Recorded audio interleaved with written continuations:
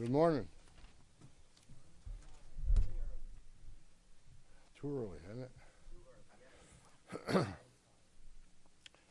Look, I've been given talking points, and I don't like reading speeches, never have. But my chief of staff did put some stuff down here in writing just to make sure I don't miss anything. So I'm going to be reading a little bit, and then we're going to open up for questions. I've been on the ground less than 3 full days. I got in here Monday. President of the United States called me Monday morning and asked me to deploy here. Got here Monday evening, and I'm staying till the problem's gone. But we've made a lot of progress in the last 3 days. Marcos Charles, he's running ICE operations here. Rodney Scott, Commissioner of Customs and Border Protection, standing here beside me. Good morning, I'm Tom Homan, the Border Czar for President Trump. I'm here on behalf of the President, along with U.S. Commissioner for U.S. Customs and Border Protection, Rodney Scott, and Marcos Charles, who's leading the enforcement effort here right now. I've been on the ground since Monday to regain law and order in the city beloved by many, and work together to remove threats from the community.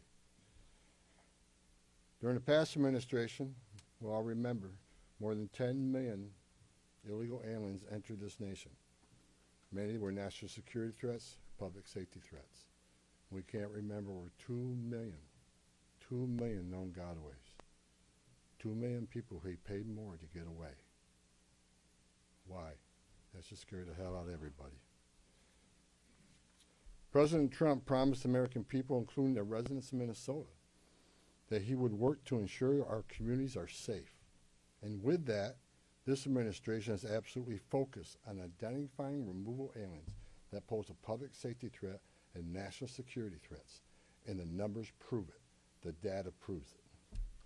In the past few days, I've met with Governor Walz, Attorney General Ellison, Mayor Fry, numerous police chiefs and sheriffs, and I have more to meet.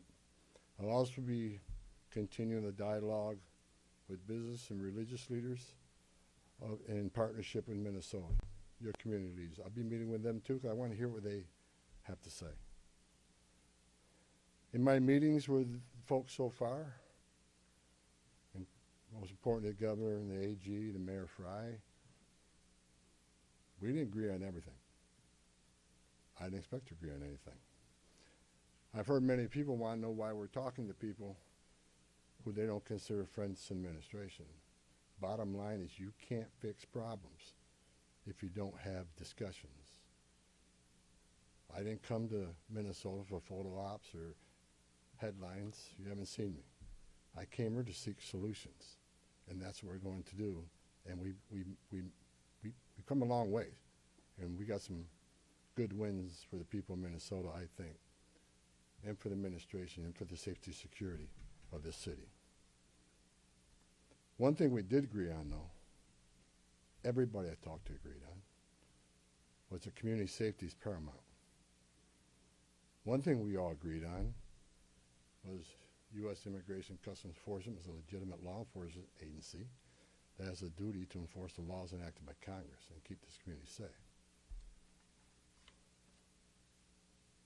Like I've said many times for the last several years, even before this administration, jurisdictions that refuse to cooperate with federal immigration authorities are sanctuaries for criminals.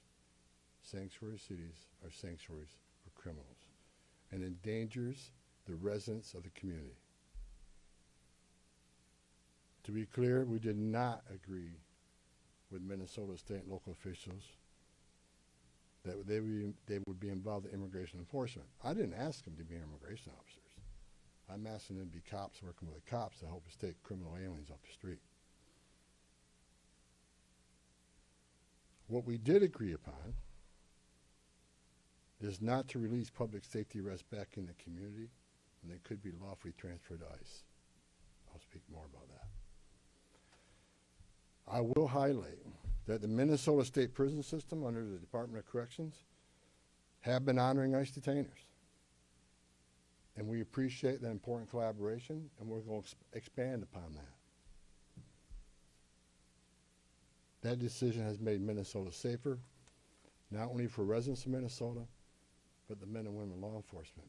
Not just ICE, all law enforcement.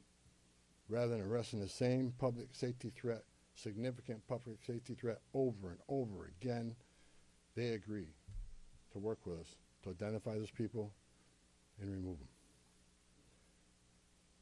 I'm also pleased to announce I had a very good meeting with Attorney General Ellison, and he has clarified for me that county jails may notify ICE of the release dates of criminal public safety risks so ICE can take custody of them upon the release from the jail. And let me tell you why that's important. I know people are a lot concerned about the manpower has been sent in law enforcement manpower. Look, I've said this many times before. I've said it for the last several years. Give us access to the illegal alien public safety threat and the safety and security of a jail. It's common sense. It's safer for the community, it's safer for the agent, and it's safer for the alien. Because anything can happen on a street arrest. It just makes common sense. And for the people that argue, well, we're a welcoming community because we want victims and witnesses of crime that are here illegally to feel safe to come to police without fear they're working with ICE, we're not going to talk to the victim and witness of crime. There's no problem there. They should feel safe to come to police and ask for help. All we want is to talk to the person that local and state law enforcement authorities locked in a jail cell. They chose to lock this person up. That's who we want to talk to, the public safety threat. So that argument is that protects victim witnesses of crime. It's a bunch of crap. Victims and witnesses of crime don't want the bad guy back in their neighborhood either. So great progress with the Attorney General and local sheriffs. And one thing, when we have these agreements, it takes less law enforcement agents to do the job. One agent can arrest one bad guy in the safety and security of a jail where he's behind the wire. We know we don't have weapons. But when you normally release that public safety threat, illegal alien back in the community, we have a job to do. We're going to arrest him. So we're going to find him. And what happens is now we got to arrest somebody on his turf. We have access to who knows what weapons. Now we got to send the whole team out. Cover the back door, cover the front door, officer safety reasons. Then because of the hateful rhetoric and the attacks on ICE officers, now we got to send a security team behind the arrest team. So what could have been done with one person in a safety and security jail, now we got 15, 16 people out there doing it. I know that causes stress in the community. So if we get these agreements in place, that means less agents on the street. More agents in the jail means less agents in the street. This is common sense cooperation that allows us to draw down on the number of people we have here. Yes, I said it. Draw down the number of people here. Because we have the efficiency and safety of the jails and the prison. Matter of fact, I have staff from CBP and from ICE working on a draw-down plan. What does that look like based on the cooperation? What does that look like based on how many targets we have left to find?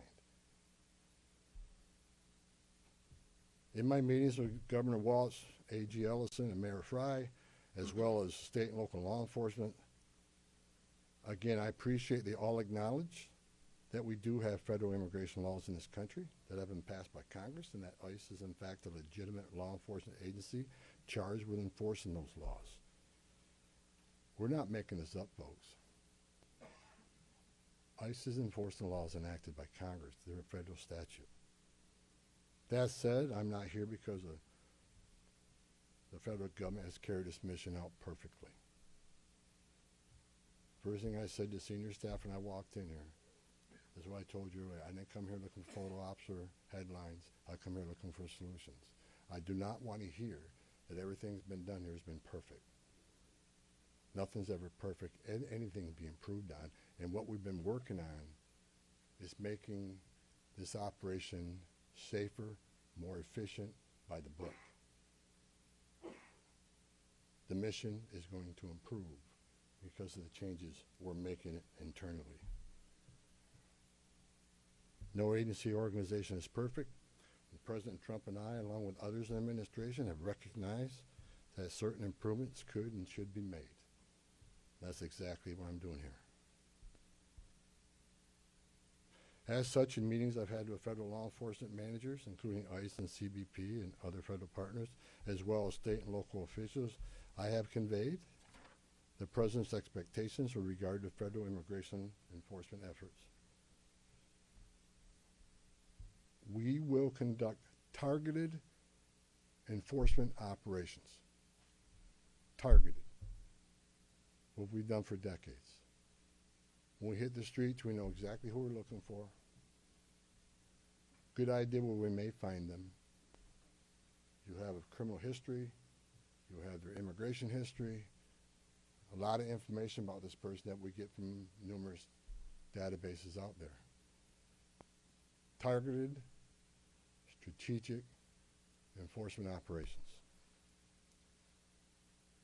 That's traditionally been the case, and that's where we're going. That's what we're going to continue to do and improve upon that.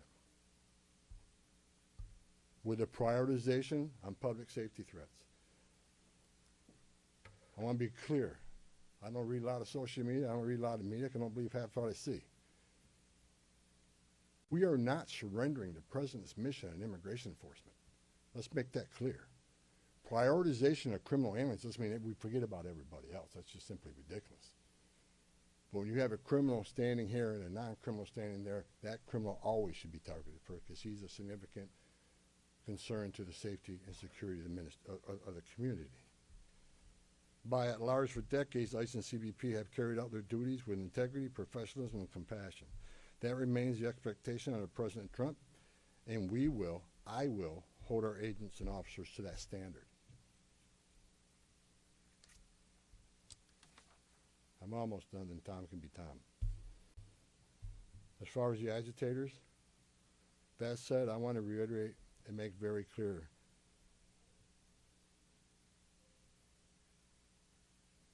I want to make it clear, ICE and CBP officers are performing their duties in a challenging environment under tremendous circumstances, but they're trying to do it with professionalism. If they don't, they'll be dealt with. Like any other federal agency, we have standards of conduct.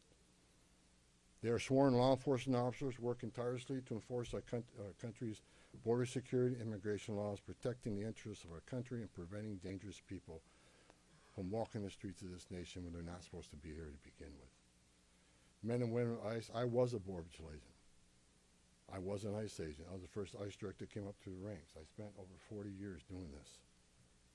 These men and women that carry that badge and gun are American patriots. They put themselves on the line for this nation every day. But I want you to remember, they don't hang their badge,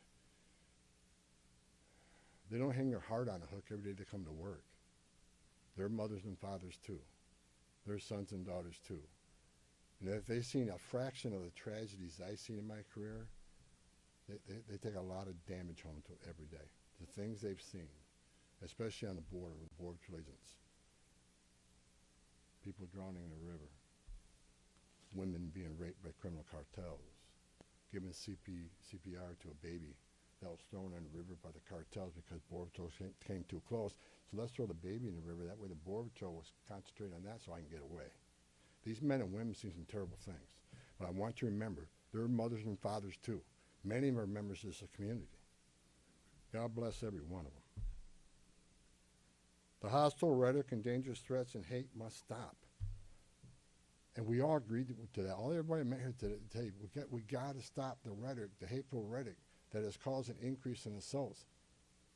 that it calls, because of that, have to send security teams out with arrest teams, which surge the city with additional resources because of the rhetoric, because of the threats, because of the assaults. Again, with the agreements we've achieved and following through the agreements, with the rhetoric dropping down, that allows us to pull more agents out once we feel the environment's safer.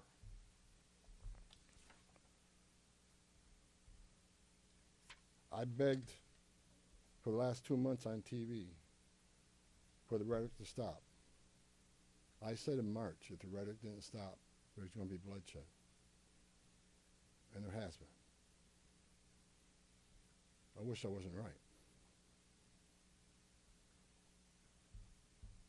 I don't want to see anybody die. Not officers, not members of the community, and not the targets of our operations.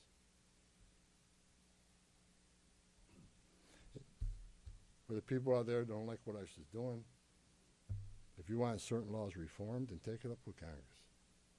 Again, ICE is making this up. They're enforcing laws enacted by Congress and signed by the President. The same laws have been on the books for the last 6 presidents I worked for.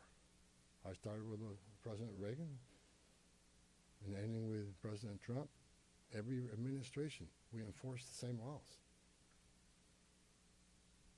If you don't like what ICE is doing, instead of protesting this building, go protest Congress. Tell me you want changes. You have your First Amendment rights. I support that. You have the right to protest. I'm just asking you to keep it peaceful. But threatening law enforcement officers, engaging in impeding and obstruction and assault is never okay. And there will be zero tolerance. You interfere, impede, assault an ICE officers, you will be arrested. Like I said a bit earlier in my meetings with Governor Walton, Ellison, and Frey, as well as state and local law enforcement, I appreciate they acknowledge this, that public safety should be paramount. The chiefs I've talked to committed to responding to 911 calls when protesters turn violent, agents are in a dangerous situation, and there's assaults. They have committed to upholding public safety and responding to the needs, not to enforce immigration law, but to keep the peace. With that, I call upon those officials to stand shoulder to shoulder with us to tone down the dangerous rhetoric and condemn all unlawful actions against law enforcement in the community. There are many ways your voice can be heard, express your feelings, and affect change in the country without crossing that line. Political and other disagreements in this realm should not be at the expense of public safety or the safety of federal law enforcement officers. In closing, I want to thank the state and local officials here in Minnesota that I met with and the many I'm going to meet with. We've had meaningful dialogue. And look, again, we didn't agree on everything, but we agreed on the things I just talked about. There's much more we can do. And I'm going to continue this dialogue. I got many more community leaders to talk to. I got many more sheriffs to meet. President Trump wants this fixed. And I'm going to fix it. With your help. I want to thank President Trump for his unwavering commitment to public safety and prosperity of every American. Under the President's leadership, we have the most secure border in the history of this nation, which means less women are being raped, less children are dying crossing that border, less fentanyl is getting in this country to kill Americans, less known suspected terrorists are crossing that country. And we don't have 2 million unknown gotaways. We don't know who the hell they are. A secure border, and we have stronger national security. A secure border saves lives. When 96% less people come in, how many women aren't being sexually assaulted by members of the cartel? How many people aren't dying making that journey? How many Americans aren't dying of fentanyl overdoses? How many women and children aren't being sex trafficked in this nation? The data proves it. Anybody can find that data. So God bless this great nation. God bless Minnesota. We can do better. And I thank your local and state leaders meeting with me. We made some significant gains, significant coordination and cooperation and you're going to see some massive changes occurring here in this city. Thank you. Mr. Rules of Engagement Hold are. on, right here. Thank you so much, Mr. Homan, Giovanna Delorto with the Associated Press. Based on how you have described these changes in the mission, can you be more specific about the objectives of Operation Metro Surge? If what you have described changes the parameters for interior enforcement only in Minnesota or also in Maine and other places? And finally, when would you consider that those objectives will be achieved and this operation will end? Is it in terms of agents on the ground, in terms of who you are targeting for arrests? The withdrawal of law enforcement resources here is dependent upon cooperation. Like I said, one agent arresting one bad guy in the jail means less agents on the street. We have some agreements. We got more to talk about how we're going to implement those agreements. But as we see that cooperation happen, then the redeployment will happen. Look, target enforcement operations should happen across the nation. That's what we've done for decades. And with target enforcement operations, I've done many of them. It just makes it safer for everybody. When we know exactly what we're looking for, what is his criminal history, what is his immigration history, where's he live, is he in an apartment complex versus a house, has he got a known record for having weapons, it's safer for everybody. Then we know what type of resources we need to go. And, you know, it just makes this operation cleaner, more efficient, and it's proven less violence when we know exactly what we're getting into and we can take the necessary precautions to keep everybody safe. You know, some of the operations that I've been involved in, we know there's children in the house based on surveillance. So we know you got to be a little bit different when you go in that house because there's going to be children present. So target enforcement operations, the way we've always done it, I think we got away from a little bit. And we're going to make sure we do target enforcement operations. And look, and I will say it again, you know, we are not surrendering our mission at all. We're just doing it smarter. Right here. Shimon Prokopez from CNN. Mr. Homan, how did we get here in terms of you had Greg Bovino, who was the face of this immigration operation, the mission, as you say, to having border patrol agents in the interior of this country, stopping U.S. citizens, asking them for ID, creating this fear in places like Chicago and now here. And then finally, it took really the death of Alex Petty for us to get here. How did that happen? Who made the decisions to allow this kind of operation to proceed in this way and to create such fear? Well, look, the Border Patrol, last 4 years under Joe Biden, we had an open border where 10, 12,000 people a day are coming across the border. Border Patrol got overwhelmed, which means we sent thousands of ICE agents down there to help deal with that humanitarian crisis, to help secure the border. Now we have millions of people released in this nation, many unvetted. Now we got to find them. Before the big, beautiful bill, we had a total just under 5,000 deportation officers to look for millions of people, many in public safety threats. So yes, we needed Border Patrol to come and help on our mission now. And reason for the massive deployment is because of the threats, because of the violence. Our officers need to be protected. If I'm on an operation, an arrest team, I'm going to a house, I got to be busy with that guy, the dangerous guy, and I can't keep looking over my shoulder at what's happening outside the house. So we brought extra resources in to provide that security. And as I said, as we drill down on these great agreements we got and this great understanding we have means less. So we can draw down those resources. When the violence decreases, we can draw down those resources. But based on the discussions I've had with the governor and the AG, we can start drawing down those resources as far as those looking for public safety threats being released, and do it in the jail with much less people. So the drawdown is going to happen based on these agreements. But the drawdown can happen even more if the hateful rhetoric and the impediment and interference will stop.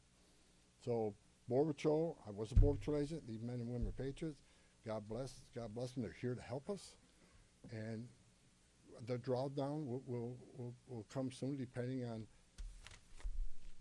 when this actually, I see this in play. But the agreements to have a loan is going to cause a significant drawdown. So you're going to see a drawdown. No, but just on a personal, Go ahead, Ben. you've been doing this Ben, for go 40 ahead. years. Just a Tom Homan. follow-up. Ben, go ahead. No, no. First off, Ben Burkbaum, Real America's Voice News. On behalf of the American people, I just want to say thank you to you and to all of the agents that are putting their lives on the line to go after the people that were allowed in the last administration. We watched that happen in the media, the honest media, covered up by many of the media that are behind me. We want to say thank you, and to all the men and women that are out there. Can you talk to us about what's being done with the leadership on these signal chats, on these WhatsApp chats that are organizing the attacks against you, the obstruction against you? Are we going to be arresting those individuals as well? And to the folks out there in America that voted for this, that want mass deportations because they saw a mass invasion under Joe Biden, what would you say to them? How are we going to get to that point? Well, first of all, about the organization and the funding of the attacks on ICE. I'm not going to answer a lot about that because I'm not going to show our hand, but they'll be held accountable. Justice is coming. Again, we got to all remember why the question from CNN, why are we here? What started this? 4 years of an open border where millions of people are letting this country unvetted.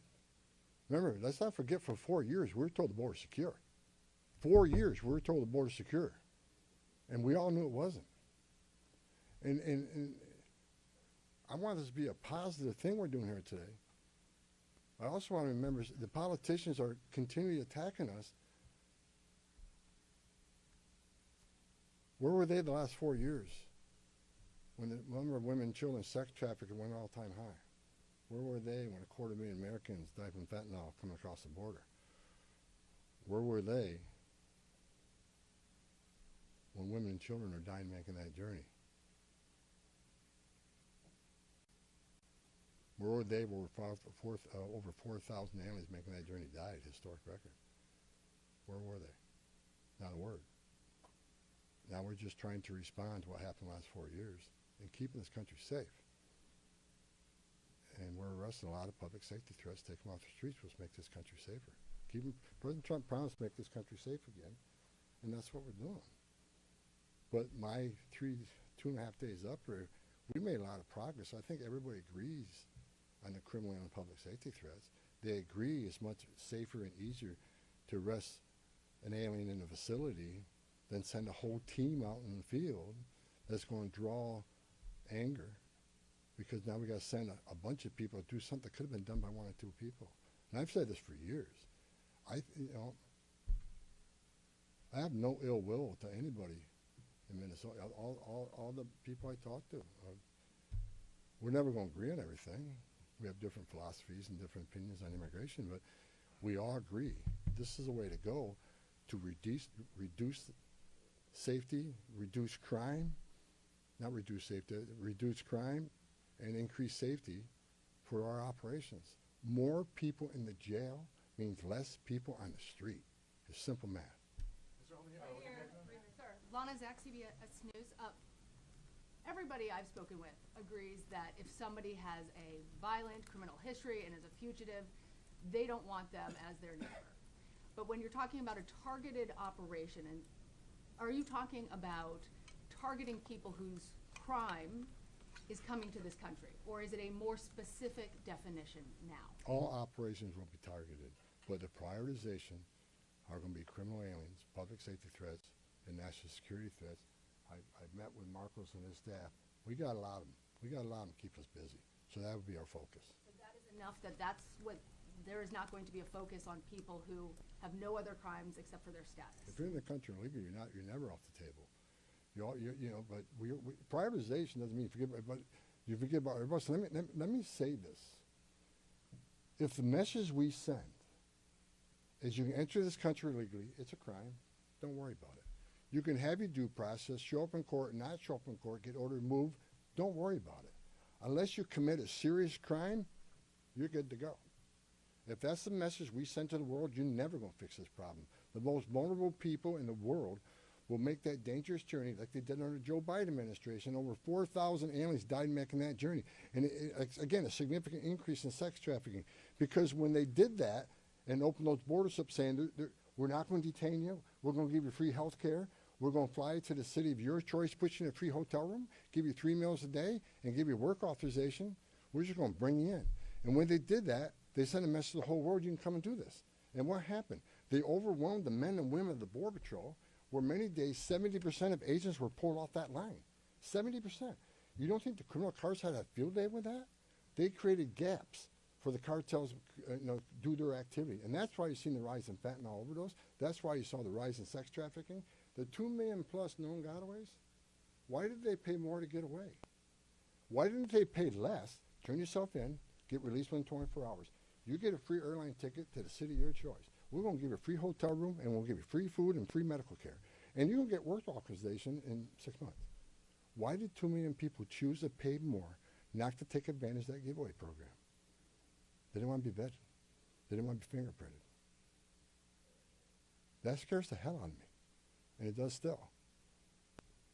The Trump administration with ICE and Secretary Noem and Marco Rubio and the intelligence community, Tulsi Gabbard, we're all working together to try to identify who these people are. And we've already found many of them. But it's hard work to do. But there are national security threats walking this nation because of the last administration. And they are one of our main priorities, too. Thank you. Can you please be specific about how many ICE and how many Border Patrol agents are currently operating in the state? I think we're near 3,000. There's been some rotations. Another thing I witnessed when I came here, I'll share this with you. I met with a lot of people, a lot of the agents. They've been in theater. Some of these people have been in theater for 8 months. So there's going to be rotations of personnel. Hopefully less now that we have some agreements. Maybe we can make it more efficient and safe. But they've been in theater a long time. And so, there's rotations happen all the time to get people out here and go home, get some rest and see their families. Day after day, can't eat in restaurants, day after day, having people spit on you and blow whistles at you, day after day, having all these threats at you, day after day, having people trying to interfere with you, day after day. They're human.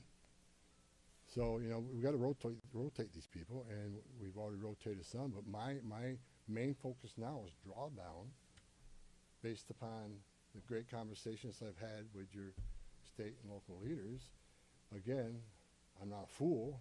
I'm not walking away without seeing this put in place. But I take the word of the people I met with. I think they're honest, and I think they're good brokers, that they want public safety protected, and they also want what's happening in the city to go away. And that's my goal. Last question in the back. Mueller Newsmax. The new video of Alex Preddy is now circulating. Your reaction to that, and do you think law enforcement could have played a role if, like, let's say, Minneapolis police were able to respond to that? Have those top law enforcement officials said they'll help or do anything to help these agents who are out here? I'm not going to comment on any of these shootings. I said from day one, I said on any of these shootings, as a career law enforcement officer, we'll let the investigation roll out, let the investigation play out, and let it go where it goes. I'm not going to come out and make any comments that I think is right, wrong. Do I have an opinion? Yeah. My personal opinion, but I'm not going to share that with you. I'm going to tell you, let the investigation play out and see where it goes. But again, the president, one of the words he said to me when I came up here, he said he didn't want to see anybody die. The less interference, the less rhetoric, the less, I have buried Border Patrol agents and I buried ICE agents throughout my career, and the saddest thing I've ever done is hand a folded flag to a wife or a child. I don't want to see anybody die, even the people we're looking for. I don't want to see anybody die. And despite what people think of Tom Homan, I say a prayer every night that everybody goes home safe. This isn't good. But I think my conversations the last 2.5 days are leading us to a safer community, letting ICE officers operate in the safety and security of a jail more than on the street. I think anybody here with common sense would say it's safer to arrest a public safety threat and the safety and security of a jail. And let me tell you, what is that going to result in? Less collateral arrests. When we go find that bad guy, when we find that bad guy, many times it's with others. Well, guess what? They're in the country illegally. We're going to enforce immigration law. They're coming too. You want less collateral arrest? Less in the jail. But we're going to enforce immigration law. For the people to say we're here to surrender our authority and the mission of enforcing immigration law, you are wrong. We're going to do targeted enforcement operations, and we're going to prioritize the public safety threats and national security threats. That is what we're here to do.